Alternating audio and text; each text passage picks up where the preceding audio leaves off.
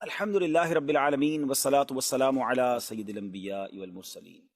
أما بعد فأعوذ بالله من الشيطان الرجيم بسم الله الرحمن الرحيم الصلاة والسلام عليك يا رسول الله وعلى آلك وصحابك يا حبيب الله الصلاة والسلام عليك يا نبي الله وعلى آلك وصحابك يا نور الله. پیارے اسلامی بھائیوں اور مدنی چینل کے ناظرین، آج پروگرام واقعہ کربلا لے کر ہم حاضر ہیں، اور نیت یہ ہے کہ اس پروگرام میں ہم واقعہ کربلا کو بیان کریں. اس کا طریقہ کار یہ ہوگا کہ ہم پہلے تو یہ جاننے کی کوشش کریں گے کہ یہ واقعہ کربلا ہوا کیوں تھا، بلکہ اس سے پہلے ہم امام حسین رضی اللہ عنہ کا مقام، ان کا مرتبہ، ان کا سٹیٹس کیا تھا، ان کے فضائل کیا ہے، کچھ وہ بھی سنیں گے. اور اس کے بعد ہم چلیں گے کہ what is the reason behind this, یعنی اس واقعہ کربلا کے پیچھے وجوہات کیا تھیں، اور پھر یہ سفر کیسے قدم بقدم آگے بڑھتا رہا، کیسے امام حسین کس وجہ سے آپ کو مدینہ منورہ سے مکہ پاک جانا پڑا، مکہ پاک سے پھر آپ نے کوفہ کا جو سفر کیا، کربلا کا جو سفر کیا وہ کیوں کیا، اور اس کے بعد وہاں کیا واقعات پیش آئے. بڑے دل خراش واقعات ہیں، بڑے ہی جس کو کہیں کہ 1400 سال کا مبش گزر گئے ہیں، لیکن آج بھی دل غمگین ہو جاتا ہے جب ان واقعات کو سنتے ہیں. ہم میں سے بہت سارے ناظرین ایسے ہوں گے جن کے والدین رشتہ دار دنیا سے چلے گئے ہوں گے. جب وہ دنیا سے گئے تو اس سال بلکہ اگلے 4-5 سال تک کافی درد رہا، یاد آتی رہی، مگر آہستہ آہستہ وہ زخم کہتے ہیں نا کہ وہ جو ہے وہ وقت جو ہے وہ سب سے بڑا مرہم ہوتا ہے. لیکن یہ ایک ایسا واقعہ ہے ناظرین کربلا کا کہ 1400 سال گزر گئے، مگر جب جب یاد آتی ہے دل غم میں ڈوب جاتا ہے کہ نواسہ رسول، جگر گوشہ بطول، امام حسین، امام علی مقام، امام عرش مقام رضی اللہ عنہ کے ساتھ جو ظلم ہوا، جو زیادتی ہوئی، اور پھر صرف آپ کے ساتھ نہیں، آپ کے رفقا کے ساتھ، آپ کے گھر والوں کے ساتھ. یقیناً یہ واقعہ بڑا ہی دل خراش ہے، مگر ہم نے صرف واقعہ نہیں سننا، ہم انشاءاللہ کوشش کریں گے کہ اس واقعے سے اپنے لیے درس بھی لیتے جائیں گے، اپنے لیے میسیجز بھی لیتے جائیں گے، کیونکہ کئی بار شاید یہ واقعہ سنا ہوگا لیکن ہمیں پتہ تو چلے کہ ہم نے کیا سیکھنا ہے، اس عظیم واقعے سے میں نے اور آپ نے کیا درس لینا ہے. میری گزارش ہے کہ خود بھی پروگرام کو اول تاخر دیکھیں، اپنے ہو سکے تو بچوں کو بھی ساتھ بٹھا لیں، کیونکہ جو ہماری نیو جنریشن ہے انفارچونیٹلی ان کو اب بہت سارے پوئٹری اور بہت ساری سٹوریز تو یاد ہیں، لیکن شاید کربلا کا انسیڈنٹ، کربلا کا واقعہ ان کو پورا نہیں پتہ، تو ہم شاید گھر میں بیان بھی نہیں کر پاتے. تو انشاءاللہ یہ بھی نیت ہے کہ جو ہماری نیو جنریشن ہے ان کو بھی ایجوکیشن ملے. تو اول تاخر پروگرام میں شرکت کیجیے گا میرے ساتھ. پیارے اسلامی بھائیوں، عاشورہ کا دن 10 محرم الحرام، 10 محرم الحرام، یقیناً ایک ایسا تاریخی دل خراش واقعہ ہوا ہے کہ جب بھی یہ دن آتا ہے ہمیں اس واقعے کی یاد دلاتا ہے. مگر شاید بہت سارے ویورز کو، بہت سارے ناظرین کو یہ نہ معلوم ہو کہ یہ دن فقط یہی واقعہ نہیں ہوا، مگر اس سے پہلے بھی اسلامی تاریخ کے بڑے امپورٹنٹ، بڑے ہی امیزنگ واقعات اس دن ہوئے. آپ ذرا سنتے جائیے گا کہ حضرت آدم علیہ نبینا علیہ الصلوۃ والسلام کی جو توبہ قبول کی گئی وہ دن 10 محرم الحرام کا تھا. حضرت آدم کی جو پیدائش ہوئی، دا برتھ ڈے آف سیدنا آدم علیہ الصلوۃ والسلام، وہ بھی 10 محرم. اسی دن انہیں جنت میں بھی داخل کیا گیا. اسی دن عرش، کرسی، آسمان، زمین، سورج، چاند، ستارے اور جنت کو پیدا کیا گیا. آپ سوچئے کہ بیسکس آف دا ورلڈ جو ہیں وہ 10 محرم والے دن پیدا کیے گئے. سیدنا ابراہیم علیہ الصلوۃ والسلام خلیل اللہ ہیں، آپ کا جو برتھ ڈے ہے، آپ کی بھی جو پیدائش کا دن ہے وہ بھی 10 محرم الحرام ہے. پھر اسی طرح اسی دن حضرت ابراہیم علیہ الصلوۃ والسلام کو جو آگ سے نجات ملی تھی، جو آگ گلزار بنی تھی، وہ بھی 10 محرم کا دن تھا. یہی وہ دن تھا جب حضرت موسیٰ علیہ نبینا علیہ الصلوۃ والسلام اور آپ کی امت کو نجات ملی اور فرعون اپنی قوم سمیت غرق ہوا. حضرت سیدنا عیسیٰ روح اللہ علیہ نبینا علیہ الصلوۃ والسلام کی جو پیدائش ہے وہ بھی 10 محرم الحرام کو ہوئی. جو حضرت عیسیٰ علیہ الصلوۃ والسلام کو آسمانوں پر اٹھایا گیا ناظرین، that was also the day of Ashura, وہ بھی دن 10 محرم الحرام کا تھا. حضرت نوح علیہ الصلوۃ والسلام کے زمانے کے طوفان کو کون نہیں جانتا، مگر اس طوفان سے جو فارغ ہونے کے بعد ان کی کشتی کوہ جودی پر ٹھہری تھی، وہ دن بھی 10 محرم الحرام کا تھا. حضرت سلیمان علیہ الصلوۃ والسلام کی بادشاہت پوری دنیا میں مشہور ہے، مگر جو یہ بادشاہت، یہ ملک عظیم آپ کو جو عطا کیا گیا، وہ دن بھی 10 محرم الحرام. حضرت یونس علیہ الصلوۃ والسلام کا واقعہ، جو مچھلی کے پیٹ میں آپ گئے، کتنا مشکل وقت آپ نے گزارا، مگر جو مچھلی کے پیٹ سے نکلنے والا دن تھا، یعنی اس مصیبت سے نجات کا جو دن تھا،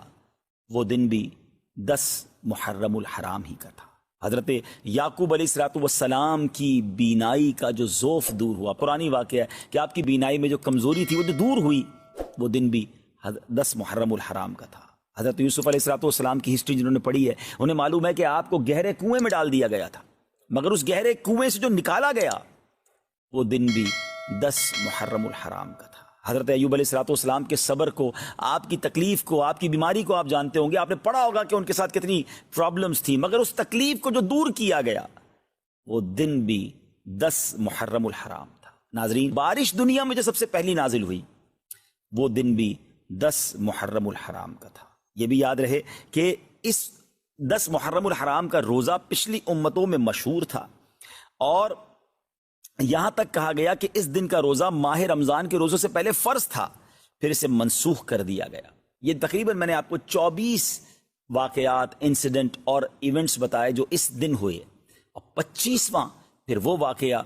امام عالی مقام، امام عرش مقام، امام تشنا کا، امام حسین رضی اللہ تعالیٰ عنہ اور آپ کے رفقا کو بھوکا پیاسا رکھ کر کربلا کے میدان میں جو شہید کیا گیا، وہ دن بھی 10 محرم الحرام کا تھا۔ تو اس کا مطلب یہ ہوا کہ اب اسلامی تاریخ کا تاریخی ترین دن ہے، ہسٹوریکل دن ہے، اور اس دن بہت بڑے بڑے اسلامی واقعات ہوئے۔ اگر کسی کا ذہن ہو تو وہ سوچے کہ اس دن میں اللہ کی رحمت کو کس قدر پکار سکتا ہوں، کس قدر عبادت کر سکتا ہوں۔ جو رب حضرت یوسف کو گہرے کنویں سے نکال سکتا ہے، جو حضرت یونس کو مچھلی کے پیٹ سے نکال سکتا ہے، جو حضرت ایوب کی بیماری کو دور کر سکتا ہے، جو حضرت موسیٰ کے لیے عاشورہ کے دن فرعون سے نجات کے لیے دریائے نیل میں راستے نکال سکتا ہے، وہ رب کریم میری مشکلوں کو بھی دور فرما سکتا ہے، وہ رب کریم میرے لیے بھی رحمت کے دروازے کھول سکتا ہے۔ تو یہ دن ہم نے عبادت میں، رب کو پکارنے میں، اس کی بارگاہ میں التجا کرنے میں گزارنا ہے، اور اس کی بارگاہ میں اسی طرح التجائیں کرنی ہیں، تو انشاءاللہ ضرور کرم ہوگا۔ اب آئیے چلتے ہیں ناظرین، حضرت عیسیٰ علیہ السلام کو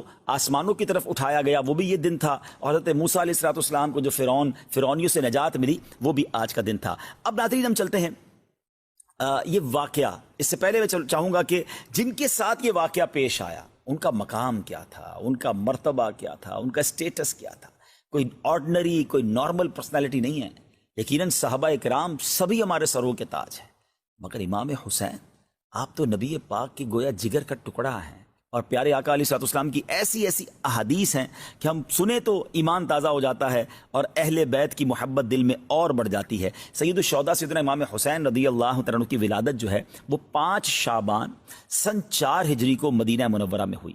آپ علیہ السلام نے آپ کا نام حسین اور شبیر رکھا، آپ کی کنیت ابو عبداللہ، اور لقب سبت رسول اللہ، یعنی سبت کہتے ہیں درخت کو، اور جس کی بہت ساری شاخیں ہوں۔ پھر اللہ پاک نے حضرت امام حسین کی نسل کو کتنی برکت دی، اور پوری جو یوں کہی کہ سید صاحبان جو ہے دنیا بھر میں وہ حسنی اور حسینی سید بنے۔ تو یہ ایسا درخت ہے جس کی شاخیں اللہ پاک نے کیسی عطا فرمائی، اور دنیا بھر میں اللہ نے نبی پاک کی گویا نسل مبارک کو ان سے آگے بڑھایا۔ پھر ریحانۃ الرسول، پیارے آقا علیہ السلام نے ان کو جنتی نوجوانوں کا سردار قرار دیا، انہیں دونوں کو، حضرت امام حسن امام حسین کو جنتی نوجوانوں کا سردار۔ پیارے آقا علیہ السلام ایک اور حدیث پاک میں ارشاد فرمایا، ان ابن عباس من احبہما فقط احبنی ومن ابغضہما فقط ابغضنی، جس نے ان دونوں یعنی امام حسن اور امام حسین رضی اللہ عنہما سے محبت کی، پیارے آقا فرماتے اس نے مجھ سے محبت کی، اور جس نے ان سے عداوت کی، ان سے دشمنی کی، وہ ایسا ہے جیسا اس نے مجھ سے دشمنی کی۔ ناظرین ذرا غور کیجئے، میرے آقا علیہ السلام ان کو اپنے پھول کہا کرتے، اور روایتوں میں آتا ہے باقاعدہ پھولوں کی طرح انہیں اسمیل بھی کیا کرتے، انہیں سونگھا بھی کرتے، انہیں چوما بھی کرتے۔ یہ وہ شخصیات ہیں جنہوں نے نبی پاک کے مبارک کاندھوں پہ سواری کی، اس لیے ان کو راکب دوش مصطفیٰ کہا جاتا ہے، یعنی جنہوں نے نبی پاک کے کاندھے پر سواری کی۔ پیارے آقا سجدے میں جاتے تو یہ شہزادے نبی پاک کی مبارک کاندھے پر آ جاتے، نبی پاک سجدہ طویل فرما دیتے، نبی پاک انہیں چوما کرتے۔ ایک اور میں خوبصورت بات بتاؤں، امام حسین، اندازہ ہو کہ وہ شخصیت کیسی ہیں کہ امام حسین رضی اللہ عنہ وہ ہیں کہ دیکھیں ہمارے یہاں کوئی بچہ پیدا ہو، ہم سب سے پہلے کیا کرتے ہیں، کسی بزرگ کو ڈھونڈتے ہیں، کسی عالم دین کو ڈھونڈتے ہیں کہ کان میں ذرا اذان بھی دے دیں اور کوئی گٹی دے دیں، تہنیک کہلاتی ہے وہ، کہ وہ کوئی چیز میٹھی چٹا دیں یا کھجور چبا کے چٹا دیں، شہد چٹا دیں، تاکہ ابتدا اچھی ہو، سٹارٹ اچھی ہو۔ اچھی بات ہے، کرنا چاہیے، سنت بھی ہے۔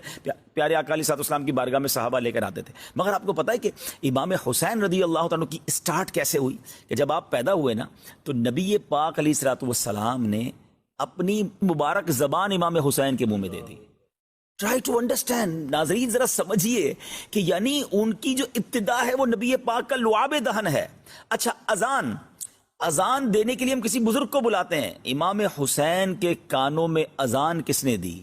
اللہ کا نام لیا اور آواز تھی حبیب خدا کی، یعنی پیارے آقا علیہ الصلوۃ والسلام نے امام حسین رضی اللہ عنہ کی کان میں اذان دی۔ محبت کا لیول دیکھیے کہ ایک بار نبی پاک علیہ الصلوۃ والسلام کے مبارک صاحبزادے حضرت ابراہیم رضی اللہ عنہ نبی پاک کی گود میں ہیں، اور گود میں دوسرے حصے پر امام حسین بیٹھے ہیں۔ جبریل امین آتے ہیں، عرض کرتے ہیں حضور دونوں میں سے ایک کو سلیکٹ کر لیں۔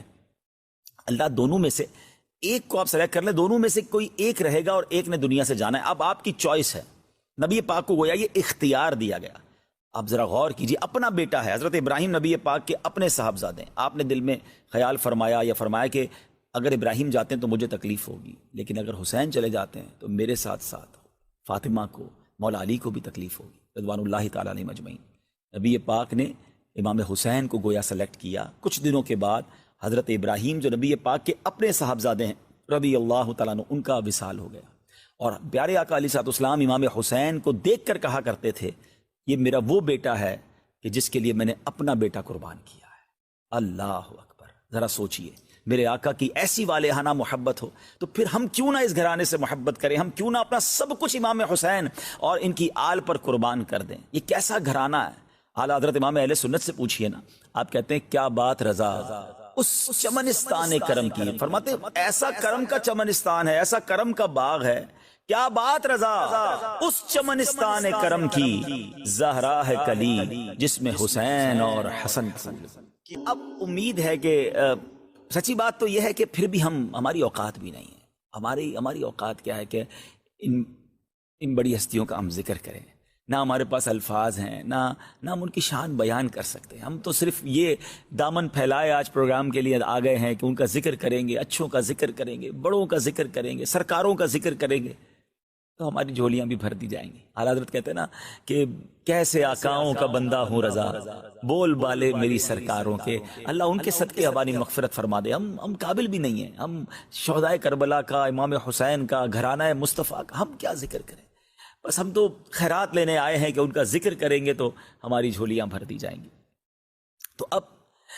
امام حسین رضی اللہ تعالیٰ کے بچپن، ابھی جب آپ کی ولادت ہوئی ہے نا، تو حضرت ام الفضل فرماتی ہیں کہ ایک روز میں نبی پاک علیہ الصلوۃ والسلام کی خدمت میں حاضر ہوئی۔ میں نے دیکھا کہ امام حسین نبی پاک علیہ الصلوۃ والسلام کی گود میں ہیں، اور میں کیا دیکھتی ہوں کہ پیارے آقا کے چشمان کرم سے آنسوؤں کی جھڑی لگی ہوئی ہے۔ ام الفضل کہتی ہیں کہ حضور میرے ماں باپ آپ پر قربان، حضور یہ حالت کیوں ہے، کیا وجہ ہے؟ نبی پاک علیہ الصلوۃ والسلام نے فرمایا کہ ابھی جبریل امین میرے پاس آئے، انہوں نے خبر فرمائی کہ میری امت اس فرزند کو قتل کرے گی۔ میں نے کہا کیا اس کو، یعنی امام حسین کو؟ فرمایا ہاں، اور میرے پاس اس کے مقتل کی سرخ مٹی بھی لائے۔ یعنی جبریل امین نے یہ خبر امام حسین کے بچپن میں ہی دے دی کہ یہ شہید بھی ہوں گے، اور جس مقام پر شہید ہوں گے اس کی مٹی بھی پیارے آقا کو دکھائی گئی۔ ایک اور روایت سنیے، ابو نعیم نے نجی حضرمی سے روایت کی کہ وہ سفر صفین میں حضرت مولا علی شیر خدا کرم اللہ تعالی وجہ الکریم، جو حضرت امام حسین کے والد محترم ہیں، کہتے ہیں ہم ان کے ساتھ تھے۔ جب نینوا کے قریب پہنچے جہاں حضرت یونس علیہ الصلوۃ والسلام کا مزار اقدس ہے، تو مولا علی کرم اللہ تعالی وجہ الکریم نے ندا کی کہ اے ابو عبداللہ فرات کے کنارے ٹھہرو۔ میں نے عرض کی کس لیے؟ فرمایا نبی کریم علیہ الصلوۃ والسلام نے فرمایا کہ جبریل امین نے مجھے خبر دی ہے کہ امام حسین رضی اللہ تعالیٰ فرات کے کنارے شہید کیے جائیں گے، اور مجھے وہاں کی ایک مشت مٹی بھی دکھائی۔ اسی طرح مولا علی کے ہمراہ ایک اور بزرگ کہتے ہیں کہ ہم ساتھ تھے،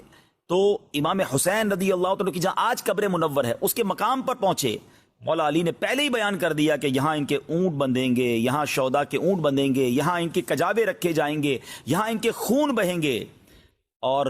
جوانان آل محمد صلی اللہ علیہ وسلم اس میدان میں شہید ہوں گے۔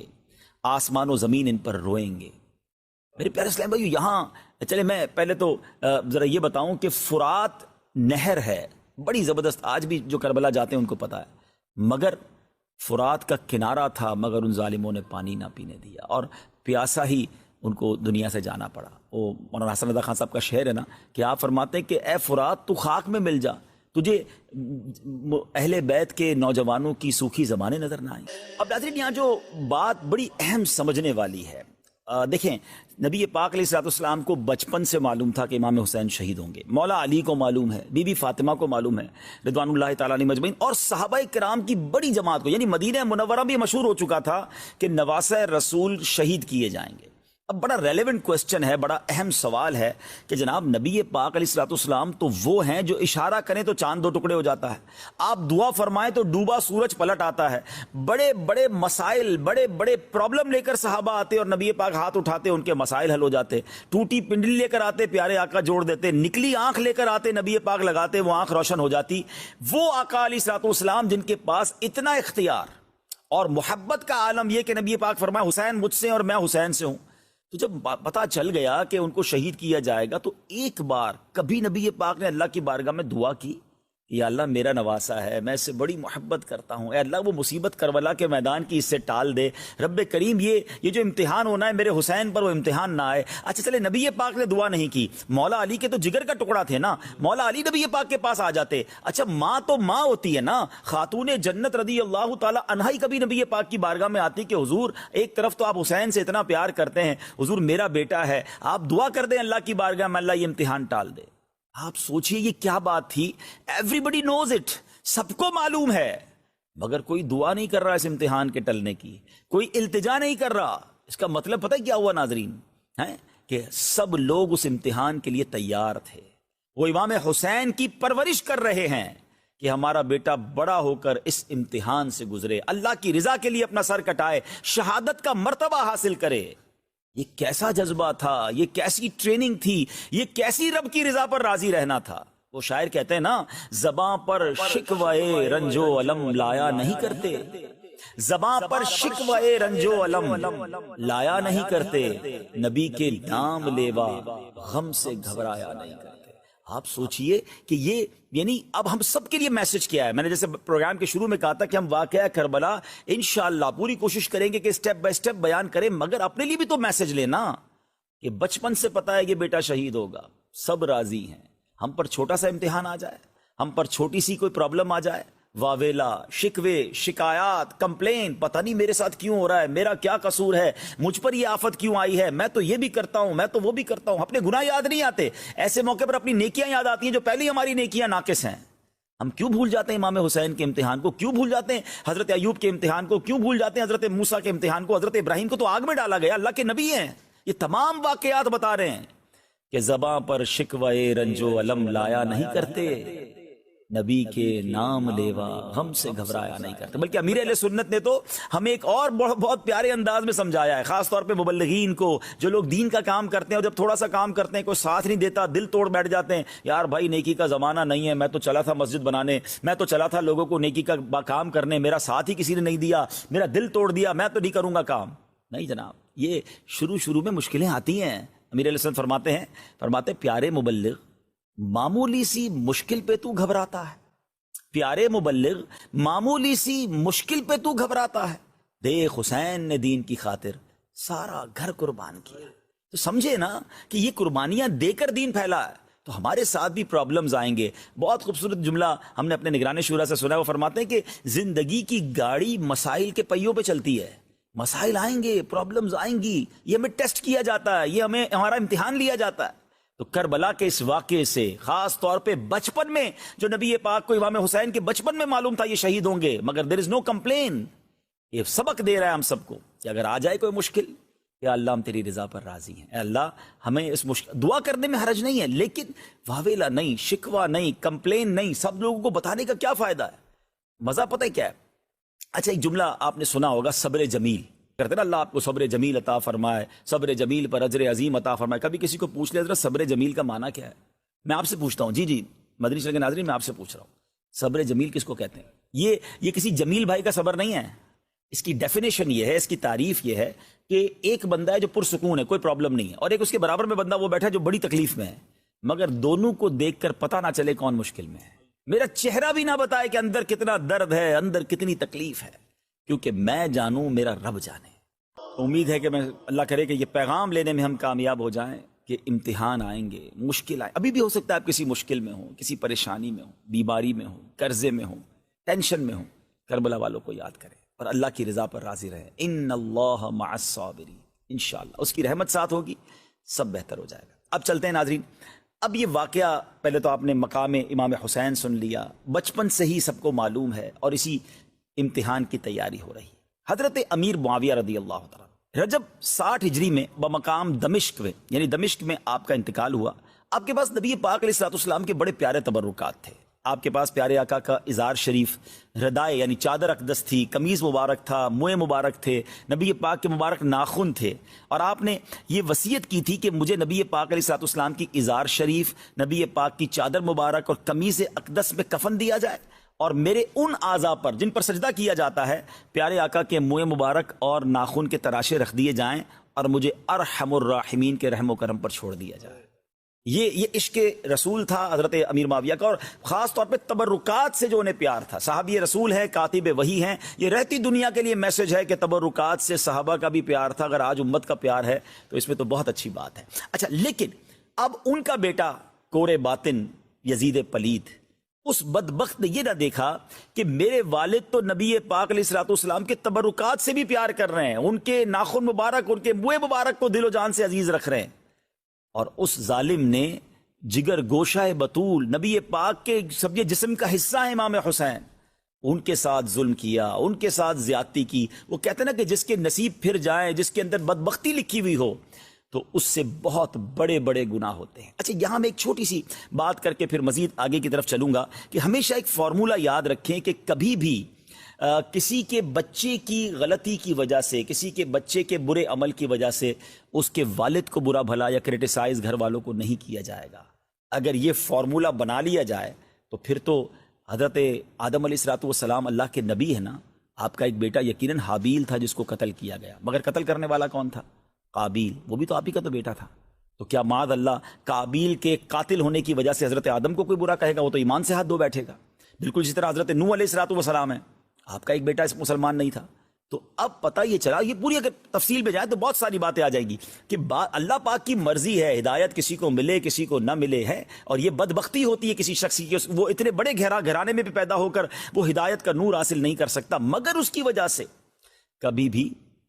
کسی کے اولاد کی وجہ سے والد کو برا بھلا نہیں کہا جائے گا۔ تو یہاں یہ بات بھی ہمیں یاد رکھنی ہے۔ اب کیا ہوا کہ حضرت امیر معاویہ رضی اللہ عنہ کے وصال کے بعد یزید بدبخت جو ہے یہ تخت پر بیٹھ گیا، اور اس نے قبضہ کر لیا، اور اس نے اپنی بیعت کے لیے، اس زمانے میں سمجھے اوتھ لیا جاتا تھا، حلف لیا جاتا تھا، یا بیعت لی جاتی تھی کہ بھائی آپ اس امیر المومنین کے یا اس سلطنت کے حاکم کی بیعت کر لیں اور اس کو فالو کریں گے، اس کے رولز ریگولیشن کو آپ اپنائیں گے۔ تو ہوا یہ کہ سب طرف اس نے خطوط بھیج دیے ساری سلطنت میں کہ سب لوگ یزید کی بیعت کریں۔ اب یہ ایک جو یوں سمجھے میسنجر جو تھا، خط لے کر، یہ مکتوب لے کر مدینہ طیبہ ایک شخص پہنچا اور امام حسین کی بارگاہ میں آیا۔ ان کو یہ کہا گیا تھا کہ سب سے پہلے آپ نے حضرت زبیر صحابی رسول رضی اللہ تعالیٰ عنہ، وہ بھی مدینہ پاک میں تھے اور امام حسین بھی تھے، کہ ان دونوں کی بیعت لے لو گے تو معاملہ سیٹل ڈاؤن ہو جائے گا، پھر پورے مدینے کے لوگ لے لیں گے۔ تو حضرت زبیر نے بھی منع کر دیا، اور جب امام حسین کے پاس وہ مکتوب پہنچا تو آپ نے بھی صاف انکار کر دیا، کیونکہ آپ جانتے تھے کہ یزید جو ہے وہ بدبخت ہے، وہ شرابی ہے، وہ برے اعمال کرنے والا ہے، اور وہ یہ سمجھے کہ مسلمانوں کا رہنما بننے کے قابل ہی نہیں ہے۔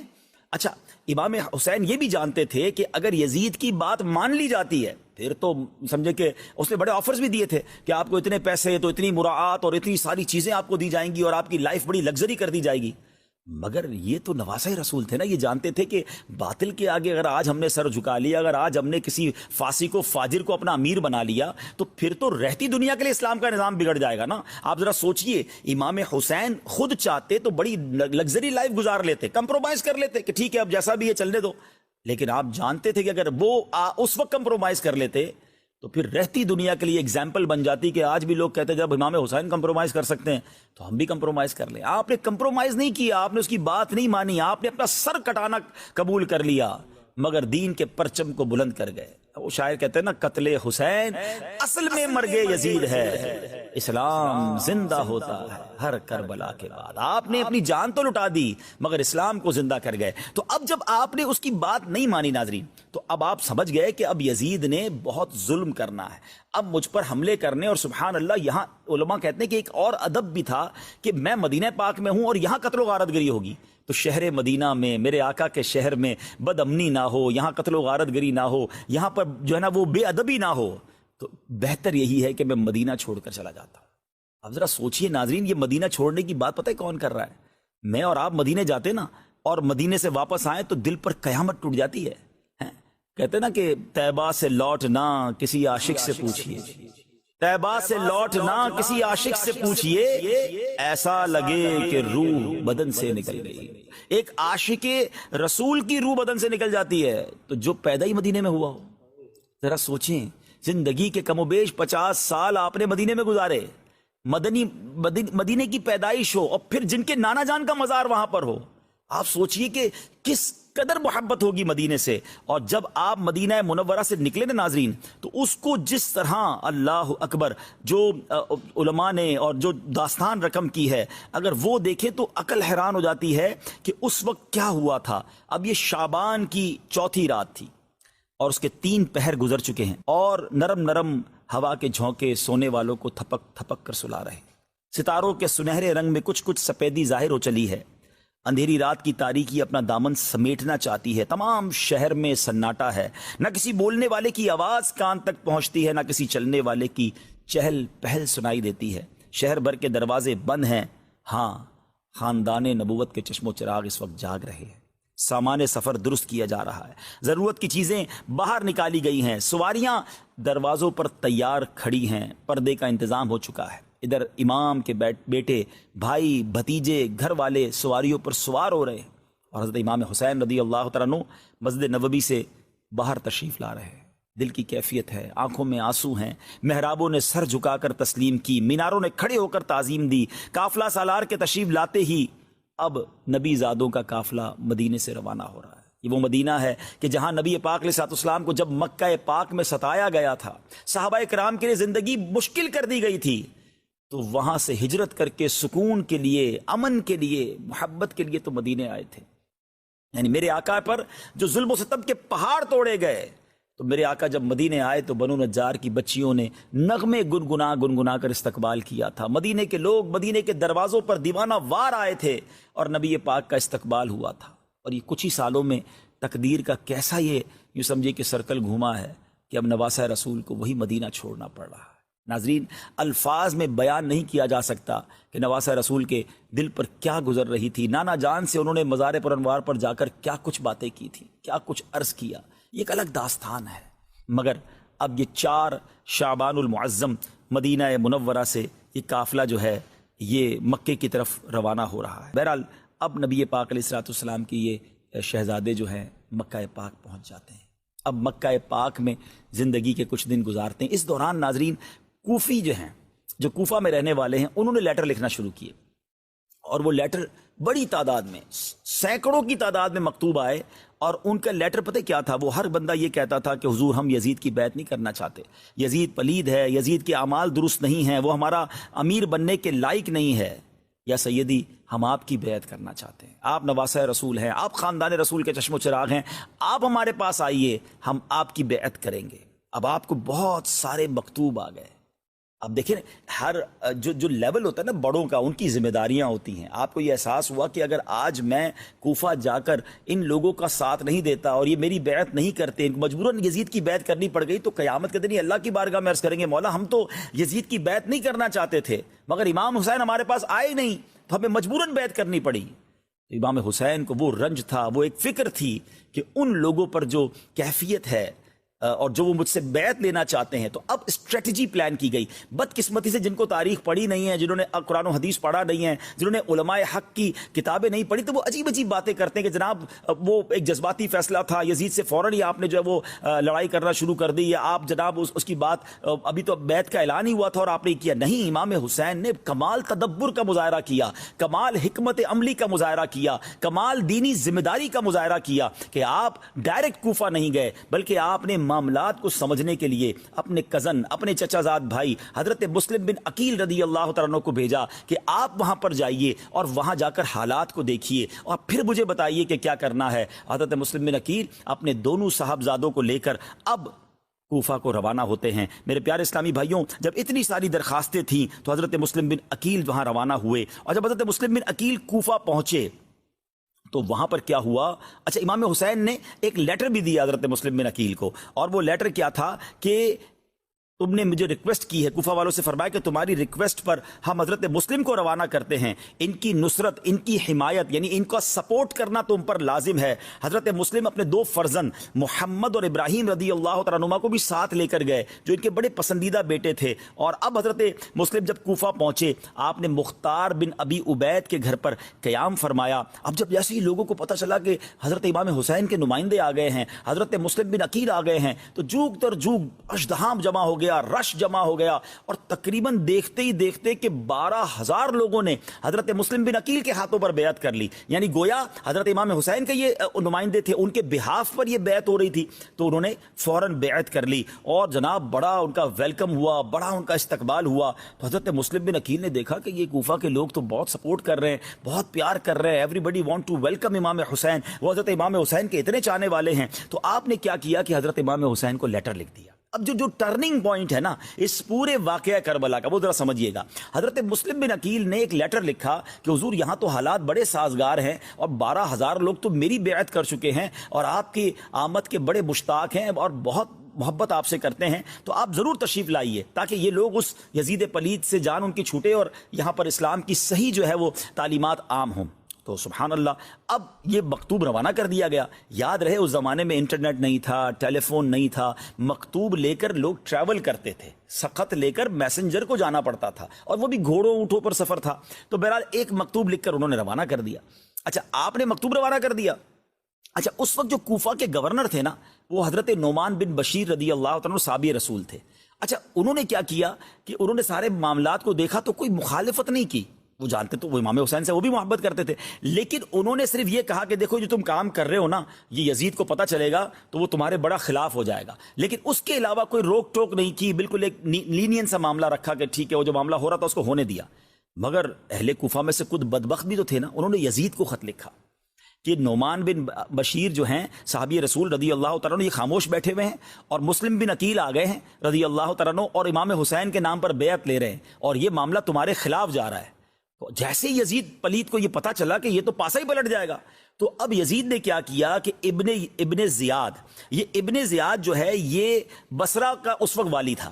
اس کو کوفہ کا گورنر بنایا, اور فوراً کا تم وہاں پہنچو, اور حضرت نعمان بن بشیر رضی اللہ تعالیٰ کو سیک کر دیا, اپنی ذمہ داری سے فارغ کر دیا کہ اب آپ گورنر نہیں ہیں, اب کوفہ کے گورنر کون, اب ابن زیاد کوفہ کا گورنر ہوگا. اچھا, ابن زیاد ایسا مکار تھا کہ اس کو یہ تو پتہ چل گیا تھا کہ ہزاروں لوگ امام حسین کے چاہنے والے وہاں موجود ہیں, اور میں جا رہا ہوں ان کو روکنے کے لیے, ان کے خلاف کام کرنے کے لیے, تو میں کوفہ میں داخل کیسے ہوں گا. تو اس بدبخت نے پلان کیا کیا,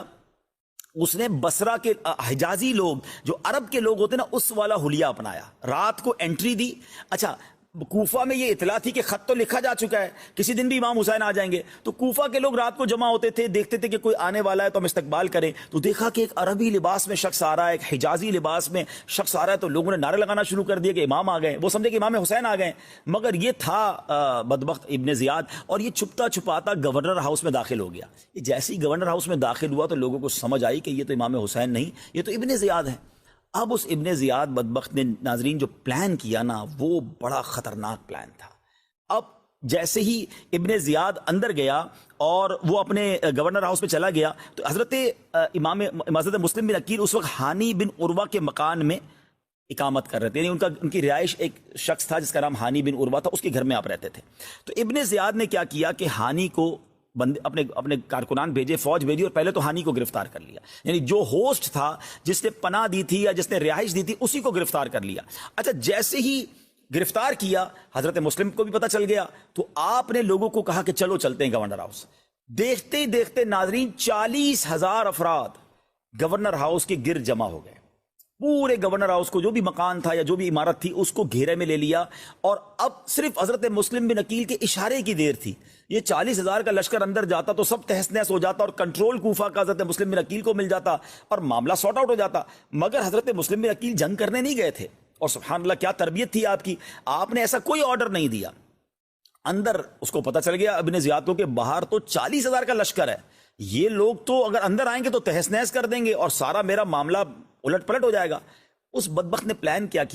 کہ اس نے اپنے فوجیوں کو بھیجا، اور جو کوفہ کے بڑے پیسے والے لوگ تھے، عمائدین تھے، قبیلوں کے سردار تھے، ان سب کو گرفتار کیا، اور ان کو گرفتار کر کے کہا کہ تم ان لوگوں کو کہو کہ حضرت مسلم بن عقیل کی جو ہے وہ دوستی چھوڑ دیں، ان کی حمایت چھوڑ دیں، ورنہ میں نے تم کو بھی مار ڈالنا ہے، تمہارے خاندان کو بھی اڑا دینا ہے۔ اچھا، ان لوگوں کو اتنا ڈرایا کہ چھت پر وہ لوگ اوپر آئے۔ اب نیچے سمجھ لیں، ذرا امیجن کریں کہ ایک بڑا سا محل ہے یا بڑا سا گورنر ہاؤس ہے، اس کی چھت پر پورے کوفہ کے بڑے بڑے رئیس، بڑے بڑے قبیلوں کے سردار کھڑے ہیں، اور نیچے 40,000 لوگوں کا لشکر ہے، حضرت مسلم بن عقیل بھی نیچے موجود ہیں۔ ان لوگوں نے اوپر سے آوازیں لگانا شروع کی، اور اپنے خاندان والوں کو کہا کہ ان کا ساتھ چھوڑ دو، ورنہ ہم مارے جائیں گے، ہم بھی مارے جائیں گے، ابن زیاد نے تمہیں بھی نہیں چھوڑنا ہے، تمہارے بھی گھر تباہ ہو جائیں گے، تم ہمیں بھی بچاؤ اور اپنے آپ کو بھی بچاؤ۔ اب وہ ڈراتے گئے۔ اچھا، ایسا کبھی ہوتا نہیں تھا کہ جو ہم نے تو صحابہ کی سیرت میں پڑھا ہے کہ نبی پاک کے ساتھ شامل ہوئے تو 313,000 کے لشکر سے ٹکرا گئے، اللہ کی رحمت پر بھروسہ تھا۔ مگر کوفیوں کا انداز دیکھیں کہ جیسے ہی ان کو ڈر اور خوف دلایا گیا،